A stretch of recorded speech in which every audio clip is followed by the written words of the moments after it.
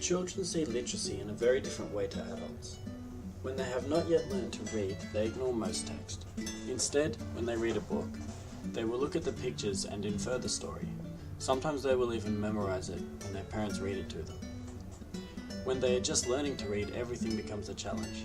They see something written somewhere and they need to know what it says by themselves. However, when they get to school, a lot of the time reading becomes a chore. When they know they have to do something, it is no longer fun. As educators, we need to make reading fun. It's not enough to just give them content and test them on it later. Our world is littered with literacy. Throughout the day, we can find 1,000 different things that we will need to read and interpret. What kind of nutrients are in those Weet-Bix I eat every morning? Are you going to be late for school? Does the shirt you're wearing say princess or cool dude? Are you sure you didn't accidentally put on your sister's shirt? Literacy is ingrained in life, whether we like it or not. As we think about real-world literacy skills, it is easy to see how important it is for students to know the literacy of life.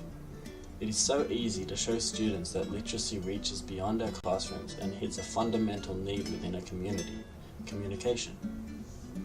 When we think about the real world, we think about the different language we use when we talk to different people.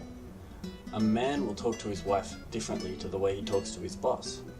He will send a text to his kids and it will look very different to an email he'll write to a client. For some people, this could even be an entirely different language altogether. Sometimes literacy needs to be taken in a specific context. When I was a child, I remember reading a big picture book about Australia. On one page there was a huge map of Australia and I could see some kangaroos on the map. The question I struggled with was, are kangaroos really that big in comparison to the country? I struggled with this question every time I saw that picture. One day I came to the conclusion that in order for that kangaroo to get from one side of Australia to the other, it would take about 10 hops. That's ridiculous. Kangaroos are so much smaller than that. It would take at least 50 hops. The point is that students can read a book and get fixated on one question within the book.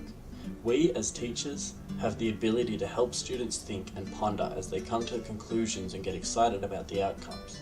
No matter how trivial the question, the fact that they are considering something means that they are using their own minds, and we have a unique ability to encourage that.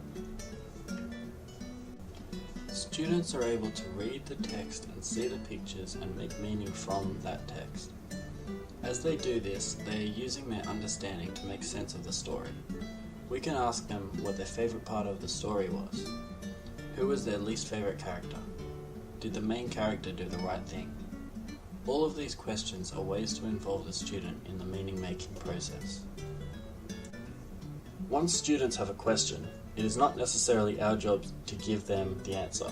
Their inquisitive nature should grow in their establishment as they use different problem-solving techniques to get a broader understanding of the context, and consequently, will result in deeper understanding and hopefully more questions. This can also be applied to phonics. A lot of the English language doesn't make sense. The beauty of that is that I can ask my students a question: why SH sounds the same as TI in some words. Some of them will grab a hold of that and wonder. If they think hard enough about it and find that it just does, then they will remember that forever. As our teaching is curriculum-based, we are bound by a set of standards which determine what we teach students. This is fine because we are not bound by the way we teach it. This is where our abilities as teachers will shine. Our concepts of the content combined with our understanding of the wide spectrum that our kids learn will be the key to helping our students succeed in literacy. The Australian curriculum is our basis for evaluation when it comes to ensuring the students have understood what is necessary. A love of literacy in our students is determined by the way a teacher takes some boring standards on a website and transforms them into something immersive and exciting, something with real value and interest. Teaching is more than just giving content and testing on it. It is an art form in which a student's love or hatred of a subject hangs in the balance. Teaching is art with consequences.